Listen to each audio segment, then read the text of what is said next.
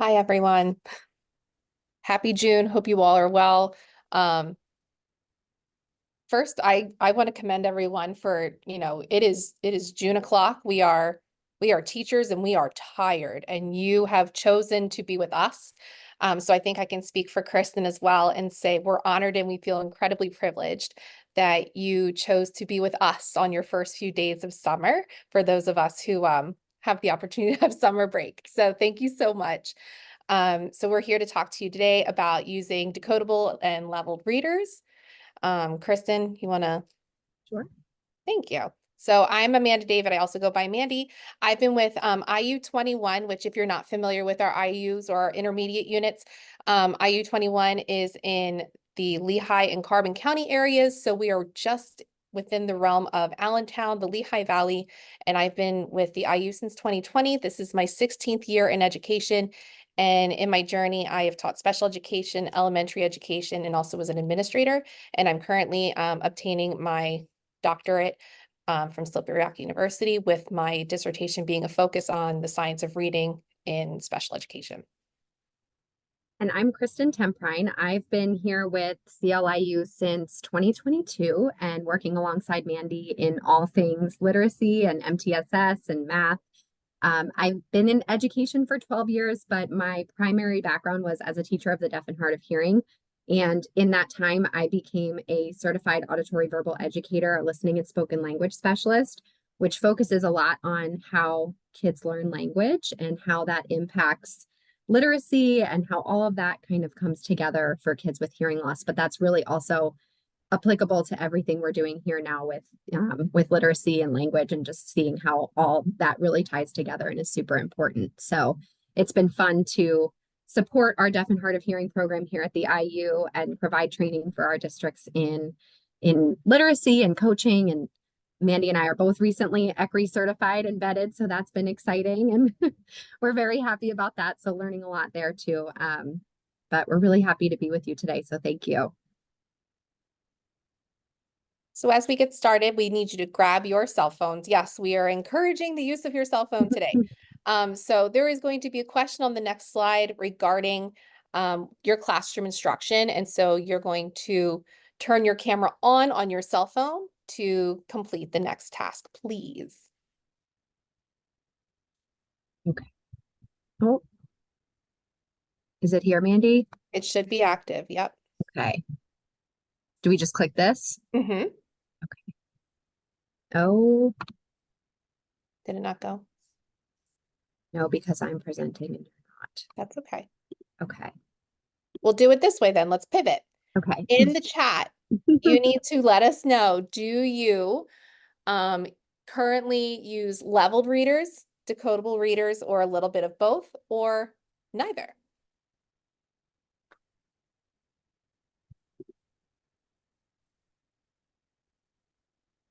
Lots of both. Lots of Mm-hmm. decodables. It Either, both. depends. Great. It's looking like a lot of us are saying both. Decodable for phonics instruction. Thanks, Melissa. A little Oh, bit I of like the both. pending ... Pam. You must know where we're going here. Okay, great. So it looks like a lot of both. A lot of And I decodables and a lot will, of both. yes. Okay, awesome. So really quick, before we even get started, just to make sure that everyone has some sort of background knowledge in case you are new to this concept. When we are talking about decodable readers, we are talking about texts that have words with phonics patterns that have been taught. So these are the ones that, tend, especially in our lower grade levels, we're looking at CVC words, we're looking at short vowel sounds, and it's just going to be very brief text. And we're really using it to focus on having that accurate reading, and comprehension is not a primary focus. So that's something that for those of us who've been in the business for a while and we're relatively new to decodables, that's something that we talk about often, like, what about the comprehension? And don't worry, we're going to get to that. So there's no need to panic. But when we talk about decodables, it's truly what its namesake is. We're talking about decoding text. And then when we pivot over to leveled readers, we're talking about books that have predictability with familiar subjects. Oftentimes we are using strong, really rich text to support the pictures that are within the text, and we're utilizing this for discussion. So the text really lends itself for us to have conversations about what our thoughts are, what our opinions are. We can have talks about comprehension, but there isn't much as far as decodable or phonics rules. Nothing like that is really focused. And that's okay. It's just there's going to be a time and place for each of those things. And that's primarily what we're going to talk about today.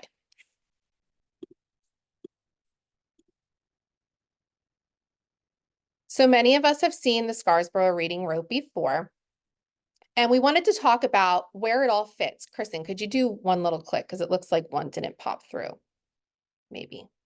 There it is.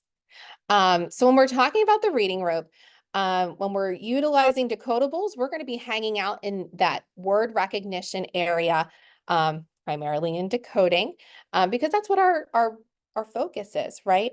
And you'll notice when we have level text, it's actually on the other side where the strands are coming together and having skilled reading, because we're going to be utilizing that text to talk about other skills that are going to come into play, but we need to have those areas, those strands of the rope tied up and set and ready to go before we even tackled that level text. Okay, so we're going to answer some of these questions here in the chat. So take a second to read this to yourself. And then I will ask you a few questions here, and we're going to be responding in the chat.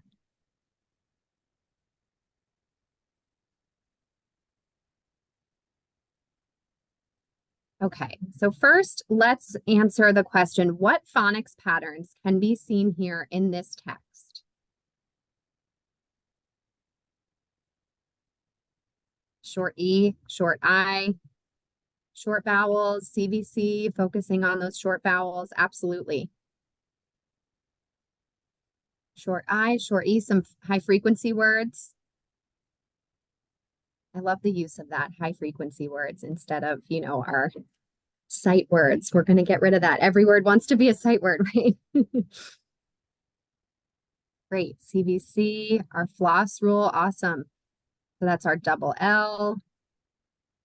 Lots Yes, of practice. That's what I see. Absolutely. So much practice here. So we see a lot of those short vowels, right?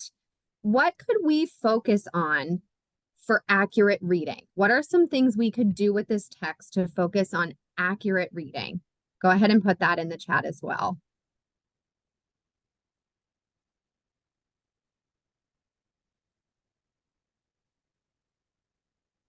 Explicitly teaching and practicing, sure. Making sure the vowel sounds are correct. Doing our CVC words. Coding those phonetically words, highlighting vowels to draw attention. Vowel sounds and articulation, absolutely. So really making sure that they have that direct and explicit instruction prior to reading this, right? Breaking it up into sentences. I love the correction routine. Yes. Close attention to those internal parts of the words, asking literal questions to send the message. All reading is to gain meaning. Absolutely. Correcting routine, explicit teaching. Wonderful. We're really liking what we're seeing come through here. So then when we think about when we're maybe doing this with a student or a small group of students, maybe we have done our explicit teaching, we've done a lot of our error correction procedures. We can then focus on some of that oral reading. We can do our whisper reading. We can do that repeated reading. So they're getting a lot of practice in reading this text with these vowel patterns, with these CVC patterns, making sure that we're having them then read without errors. Like we said, doing those error correction procedures is going to be so important, because the last thing we want is for kids to be doing a repeated reading, making a lot of errors. That's not going to be beneficial for our students, especially when they're making all those new neural pathways and connections, between our triangle of processing here when we're thinking about reading and the reading brain. Okay, what else could we do? So what would the focus be if it isn't comprehension? So it's not to say that we can't do any comprehension here, but what is the focus here on reading this and maybe doing that repeated reading? Yes, you are all rock stars. Fluency and accuracy, automaticity. Yes, we want this to be automatic. We want our kids to be accurate and fluently reading this text before we're going to move on to something else. Wow, you guys are fantastic. This is awesome in sign language and ASL. So if I do this, it's because I'm seeing some awesome things going on. Right, we want them to be fluent. It's not to say that we can't use some of our comprehension strategies. Who is the hen? Meg, that's who the hen is. Where did she sit? She sat on a bed, absolutely. So yes, teaching children to decode words so they no longer have to. Exactly. We want that to be automatic for our kids. We don't want them to be spending so much of their cognitive resources and cognitive load on decoding this.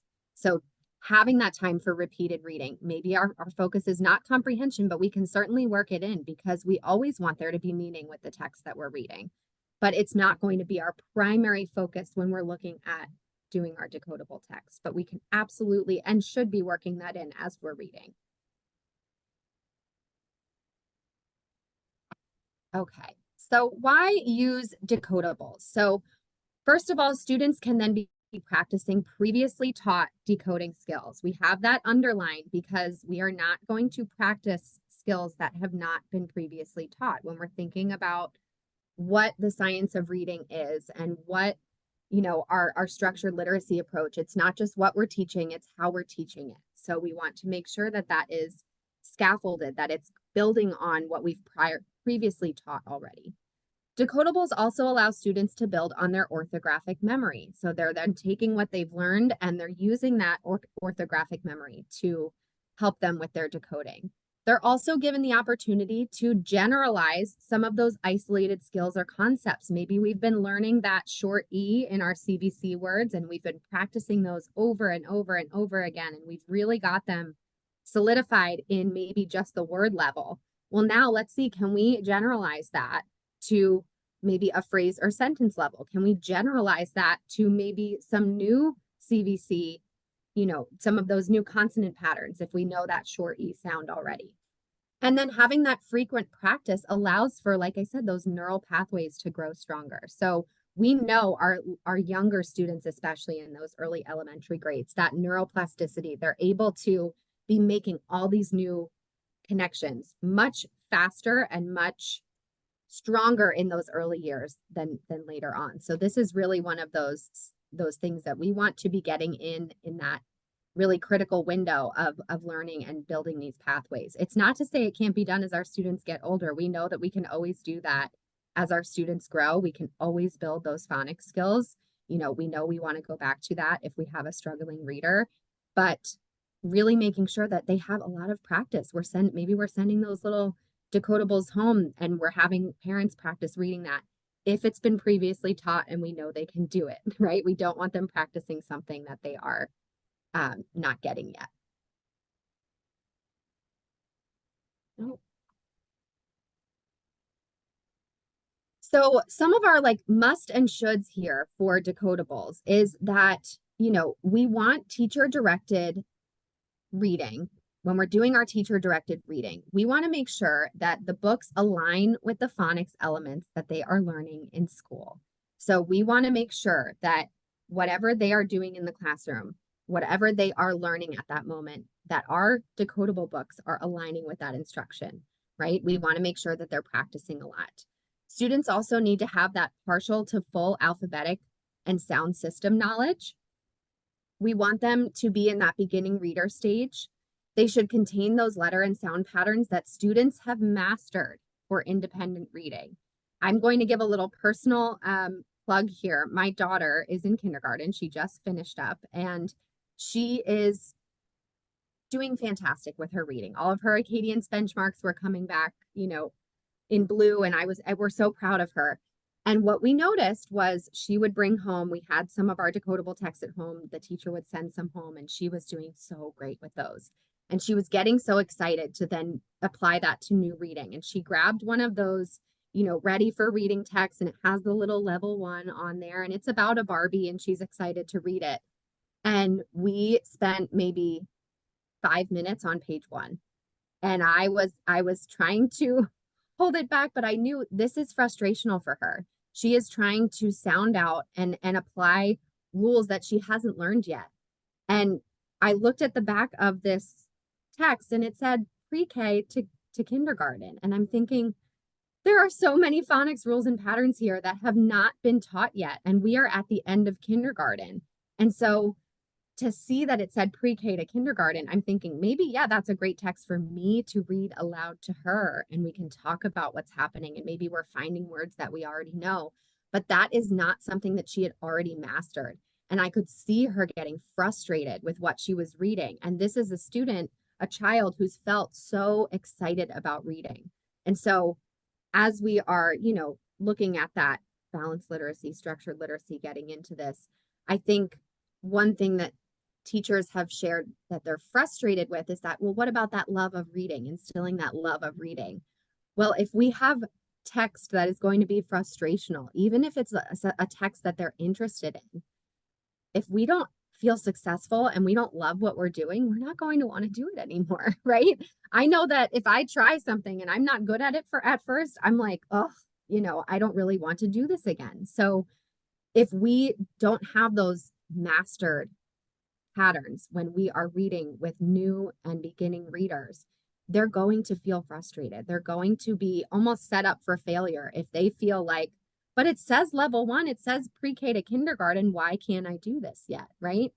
And so having that, the text that is not only accessible, but also in patterns that they've already mastered for when they're going into that independent reading. I think it was just an interesting experience that I had with a very strong reader, and obviously one very dear to my heart, but we want to make sure that we're spending the time aligning those books with instruction, making sure they're on those patterns that we've already mastered. And then our heart words or our irregular words should be previewed with students. Again, we want them to have experience and practice in using these words before we're going to go ahead and have them reading it in connected text. Comprehension should not be the focus during decodable instruction. Like we said, it doesn't mean that it's not going to be worked on at all. It just means that it's not going to be our primary focus. It's not the meat and potatoes of what we're doing with decodables.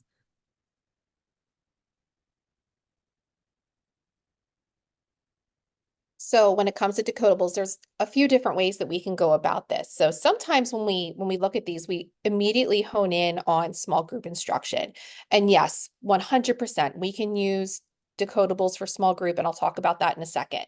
But for those of us who are utilizing ECRI in our classrooms, we know that we can use decodable text in whole group, and it can be incredibly powerful. So this is where we can give everyone access to a book, text that we can read together based off of skills that we have already mastered and have already been taught. And this is where we can have everybody reading chorally. We can be checking in with students as we are listening. And it just gives everyone just that exposure and opportunity, which is stellar. When we look at small group, what's great about that is that we can really hone in and target basic specific needs based on data, based off of what we're doing in core. We know if we're utilizing ECRI, this might be an opportunity. If we have a tier 2 group, we might be utilizing decodable text that we had used previously or are currently using, so that students have that extra dip into instruction, having that other opportunity for practice, because we know how important that practice piece is. So having that opportunity to practice with our students so that they continue to grow in that automaticity and fluency. We can also utilize it one-on-one, especially for our struggling students that, again, they have opportunity to practice. So bringing up something that they have been using in core, or if they're doing it in their small group based off of that instruction, and having that opportunity to have more practice. one question that we oftentimes will hear is, how do we utilize decodables in the classroom? How can it happen? And this is just one example. Now, there are oodles of different ways that you can utilize decodables. If you are just trying to find a way just to get started, we found that utilizing this model from 95% group is a really great launching point. And for me, it really helped me wrap my head around, okay, how can I utilize this on a bigger scale? So you'll notice that in this table, we have our week, Monday through Friday, and then we have some of our specific skills along the left-hand side. So we're looking at highlighting skill words, reading those highlighted words, reading passages with those highlighted words, and then reading a clean copy. So we have opportunity for generalization, and not having that scaffold with us all the time, right? Because we need to be able to slowly take those scaffolds away so our students can ride off into the sunset and be great readers. So you'll see that in this example, there are 3 passages. Monday and Tuesday, we're going to utilize passage 1. You'll notice on Monday, we're going to be highlighting those skill words. We're going to be talking about short E. What does it look like? What does it sound like? Let's look for the words in our text, and we're going to highlight through. And then we're going to read those words together and read the passage with the highlighted words. On Tuesday, we're mainly going to be focusing on fluency because we already had that initial exposure on Monday. Here we are on Tuesday having that opportunity to practice. So we're going to read with the highlighted words, and then I'm also going to have a clean copy. So, okay, we practice with the highlights. Now we're going to practice with a clean copy with no scaffolding, no highlights in place. On Wednesday and Thursday, we're going to have a new passage. So still the same set of skills, still that same short E, we'll say, but just a different story. So on Wednesday, we're going to highlight those skill words and we're going to read the passage with the highlighted words. So you'll notice that we took out just reading those words in isolation because this is day 3 at this point. So we've already had practice reading a lot of those short E sounds in isolation. So now we're going to try to expedite our generalization a little bit, and we're going to go to reading a passage with the highlighted words. On Thursday, you'll notice our primary focus is reading that clean copy of the passage and really applying those skills and increasing our fluency. And then on Friday, that last day, day 5, if you're on a 5-day cycle, this does not have to be Monday through Friday. You can make this your 5-day cycle if that's how your school functions. But on the final day, you are getting a fresh passage that is a completely novel text to see if your students can generalize the skill that's been taught all week. And what's great about this is an opportunity, and as a former special education teacher, I'm a data nerd. So this is an opportunity for me to collect more data, especially if I have somebody who is in front of me who I know is struggling, who I know looking at other data, they are showing areas of concern. This is just another great opportunity for me to have some true life in the moment anecdotal notes and data to say, here are some examples of where I see this student struggling, and having an opportunity to say they struggle with generalizing skills. And here's some evidence. So I'm all about evidence. So this is just one way that you can do that.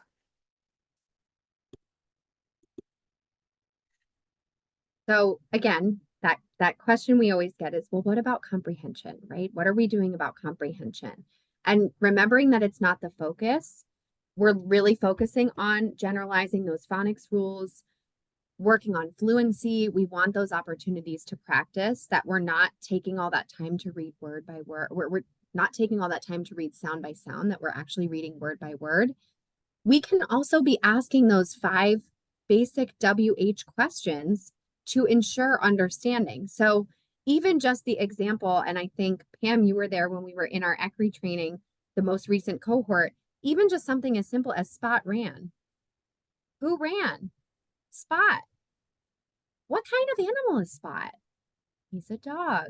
What did he do? He ran. And like, we're giving our students then a framework for how could they be asking questions and how could they be doing those metacognition strategies as they're reading, so that they're really looking at, okay, not only am I reading this, but I'm connecting it to what I know, what my background is. And maybe we move from, okay, I read that sentence. Well, now I'm going to think about it. What did it mean? So I think we get so hung up in this, well, we're supposed to have all this like rich discussion about comprehension, and we still can do that. with our decodables. There's plenty of questions and opportunities for meaningful language discussions to be occurring. And we know that that oral language and that meaningful language in context is so important for building those literacy skills. So we want to make sure we're always incorporating that. We don't want to just finish a decodable passage and say, okay, moving on to the next one. We want to take that opportunity to look at some of that comprehension. We want kids to be thinking about and connecting what they're reading to what they've already learned and what they know already. So we certainly can be adding these comprehension skills to what we're reading. And I think just because it might be a little bit more basic does not mean that it's not meaningful. Okay, so maybe it feels basic to us because we already have these language experiences, but we need to remember that we're not ever going to assume that our students have these experiences. We don't ever want to assume that a student has that background knowledge. You could have a student who's never seen a dog before until they read that sentence Spot ran. And now we're talking about, what color he is and if he's fluffy, if he's big or small or fast or slow. And you can be talking about so much with a simple 2-word sentence that is decodable and in a pattern that a student has already learned.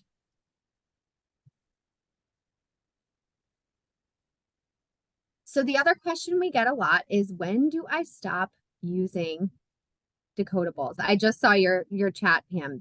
We call that assumicide. I love that. Anita Archer calls that assumicide. It's true. We don't ever want to take for granted that a student knows something or assume that a student knows something. I think it's really important that we are doing that explicit instruction. So when do I stop using decodables? So we want to use them for early readers. And we're only going to stop using them when a student is reading fluently with little to no errors. And we know this because of their progress monitoring, their benchmark, and their classroom data.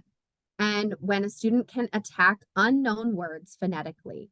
Again, we want to see that they're generalizing the skills that they've learned to sound out and attack unfamiliar words. Again, we're going to have the data to back that up. We want to make sure that we are not pushing kids into that leveled text world without having these skills really deeply ingrained into them. And then we want to make sure that students are also comprehending what they're reading, that they're using this decodable text, but they're also comprehending it. And I think, for everything in education, we need to say this is not a one-size-fits-all solution. We're certainly not going to be, making any sort of checklist to say, okay, you're done with decodables. This is when you can move on.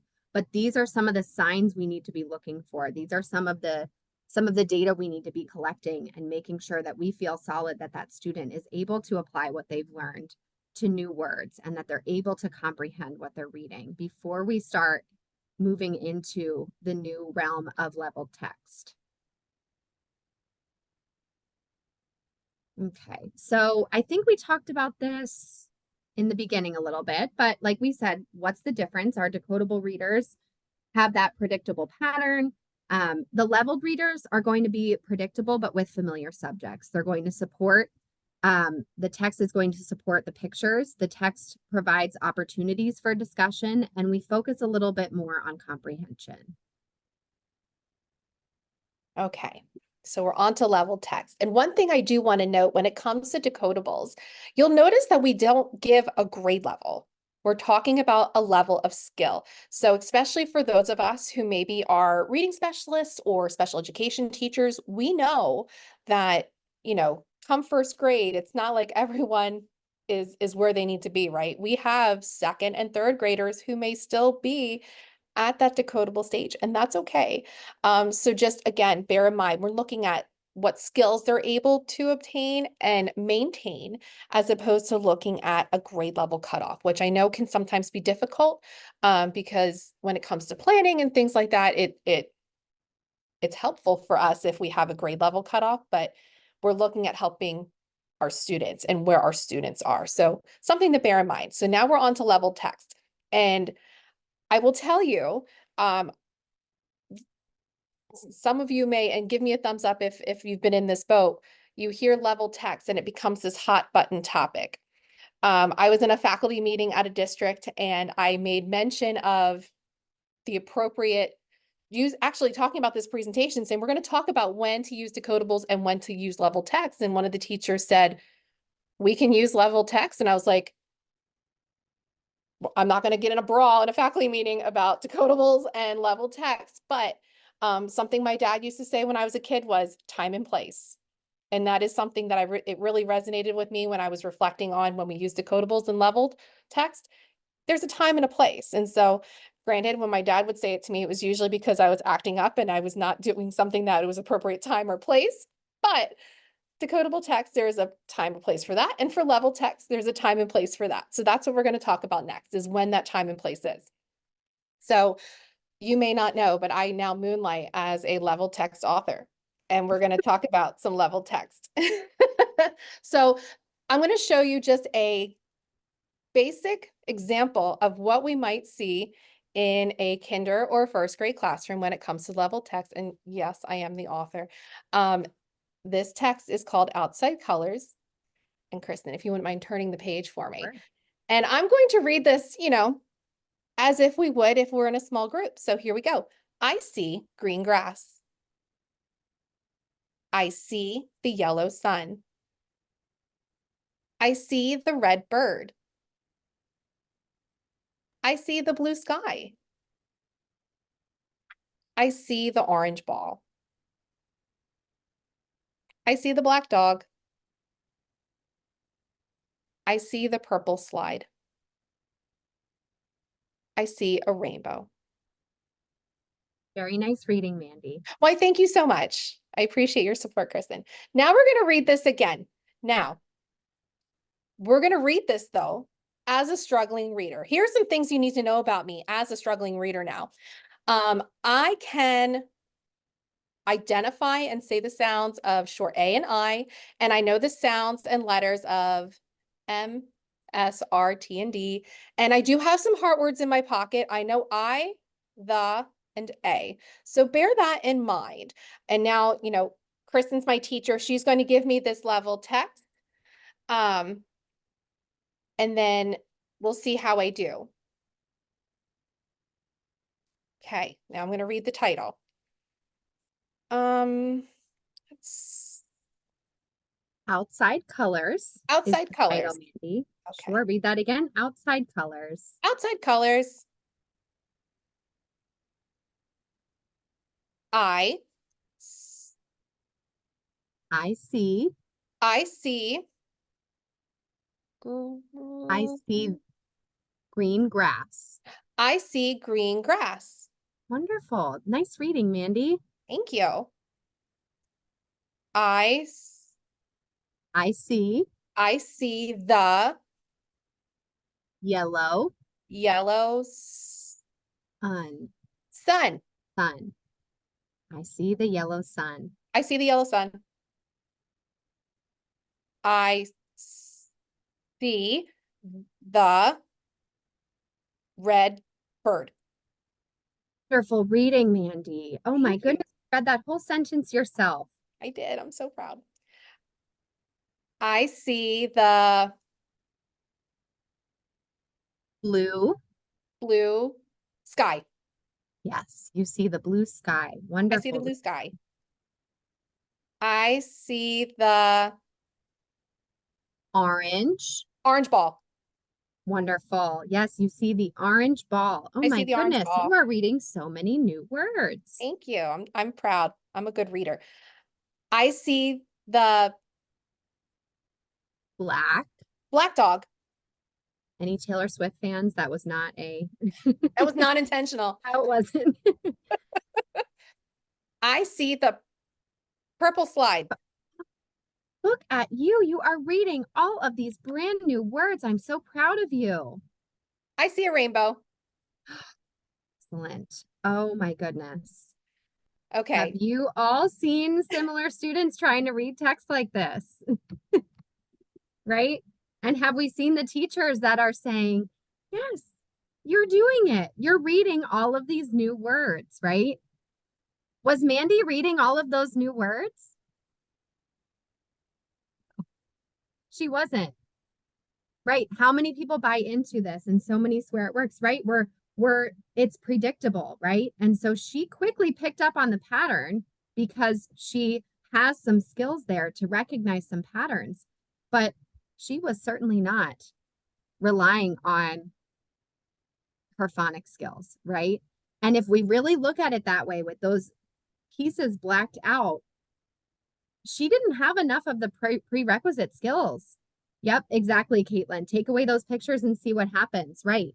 If we didn't have those pictures there, is she going to be able to answer that? And we specifically did predictable pictures where the pictures were repeating, the patterns were repeating.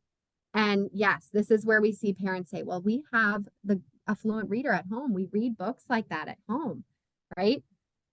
Jeanette, I love this. It's my season of life goal to break this way of thinking. Yes, please. We'll have to look into that too. There's a great checklist to determine when students are ready. Wonderful. Readsters. If you could share out, that would be fantastic, Pam. That would be great. Me too. I just didn't want to, but I do have one if it's okay. Wonderful. I would Absolutely. love that. Okay, I'll put it in the chat. Sure. Thank you. And so it's not truly reading. We were just kind of guessing and hoping that what we would find or what we would read was going to match the picture. But especially, I even had a hard time when we first did this activity and we were planning this. When I saw the one of the blue sky, I went to say blue sky again or white clouds or something. And it was not the right one because we had that picture repeating and we had now words blacked out. So we're just guessing and hoping that maybe it's going to work and maybe it's going to match the picture that we're seeing. Maybe it's going to match the theme of colors, right? We knew that we were using basic colors and basic nouns throughout this entire text. But once she knew that all of the sentences were going to say, I see the color word, she knew that that's what she could do. So what could we use this text for instead of decoding?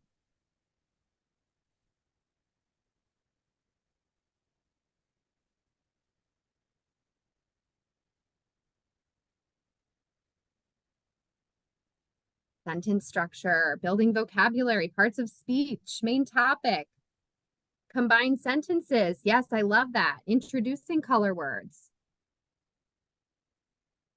Reading aloud with inferencing. Vocabulary, color words. 5 sentences to discuss what you can see, what you can smell, what you can feel. Right, I love this. There is so much that we can do with this text. It is certainly going to be a meaningful language experience for a child.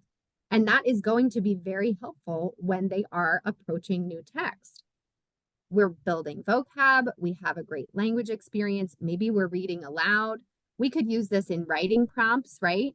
But we are not going to rely on this to be our decodable text. This is not decodable text. And a student, if they don't have this information ready, it's not, if they don't have these skills previously taught, then we certainly are not going to be ready to read it. Oh, hold on, here we go. We have so many tabs open. It's a representation of my brain, but so let's apply what we just did to this framework for structured literacy. If we look over here at the how, we're looking at the updated and revised IDA structured literacy information. Was this explicit? It was not. Was it sequential? Were we using things that we had already used before? No. Was it cumulative? It was not. Was it multimodal? Maybe. Was it data-driven? Absolutely not. Was I giving her targeted feedback? Or was I giving praise based on what she was reading, right? And then it was interactive, I would say, right? We're looking at pictures. Maybe we're talking about the pictures, but it certainly was not scaffolded and it was not purposeful in terms of our instructional decisions for our tasks and text.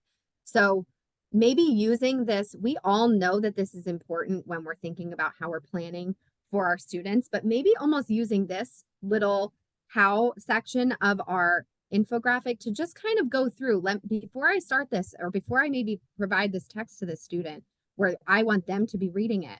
Is it explicit? Is it sequential? Did I already previously teach these skills? And yes, Sherry, I love that comment. Sherry said, this is a great activity to help parents understand the benefit of decodables and to help their kids build stamina when they're reading. So I think maybe, if you have that difficult situation where a parent is saying, well, this is what we're seeing at home. How does that not match what we're seeing at school? This could be something you could maybe do at a parent teacher conference to really just show what skills they've learned already and how, it's not true reading when we think about doing something like this. So when we look at our leveled readers, there's going to be some pros and cons, of course. Our pros is that the leveled texts are texts that are made for the student, that they're supposed to interact with for a real life purpose. They're created using those natural speech patterns that can lift that level of oral language for students. But on the con side, it's that they do not have the specified phonics patterns based on a scope and sequence, right? We know that scope and sequence of all of our literacy curricula is different. So if we just have one leveled text, now applying that to all these different curricula that our students are using, we don't have a specified phonics pattern there. They also do not consistently increase the word level demands as levels increase. And then those new words and those phonics patterns are being used too fast, or they're at too fast of a pace for beginning readers. So it's really important to know, like Mandy said, the time and place for a leveled or a decodable text. So looking here, how can I use leveled readers? So when we look at during our strategy groups, we can use them for conventions, fluency, our genre features, comprehension. It can help to develop that oral language skill. So our English language learners, it doesn't focus quite on the text itself. Building that background knowledge so we can align these leveled readers with our current topics in other areas like science and social studies. We can pick topics of interest to encourage that independent reading.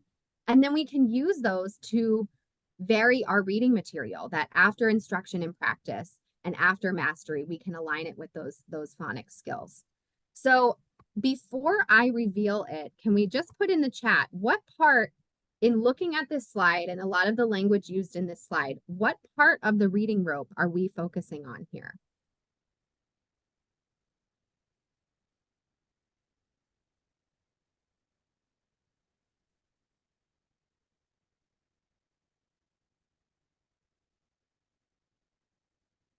Yes, the language comprehension side, absolutely. That top portion, if we look at genre features, comprehension, oral language, building background knowledge, this all really aligns with that top portion here of our reading rope. So we can use these. We can use them in those read alouds. We can use those to help develop that oral language. There's always going to be a benefit to both types of text. It just depends on, like we said, the time and place that you're using them.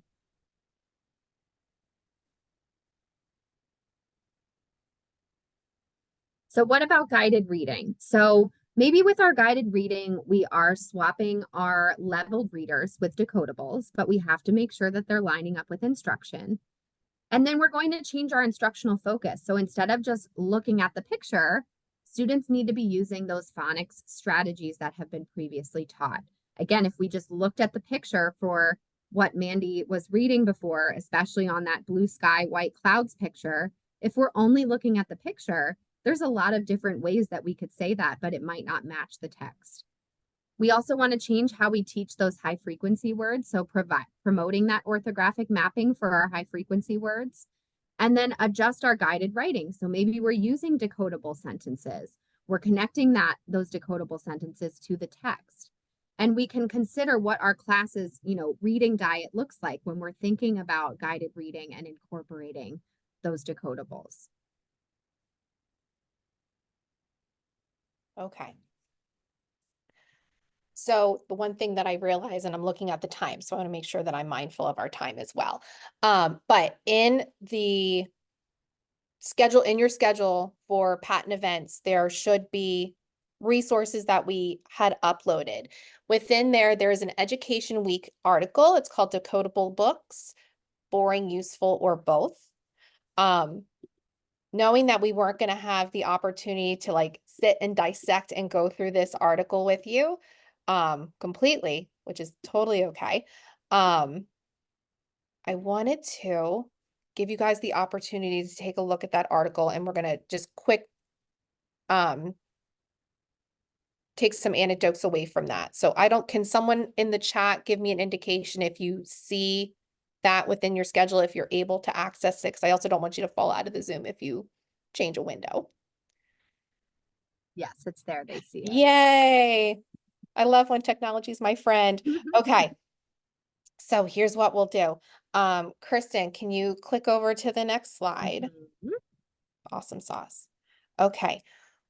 We're going to give everyone about 5 minutes. And if we start to see like people typing in what their thoughts are or what their aha moments are, because that's going to be your task. So after you read your article, if you can just pop in the chat something that you pulled away, or a quote or an aha that you had. If we start to see a bunch come in, then and we're still on the 5 minutes, we'll cut it off early. Thanks, Sherry.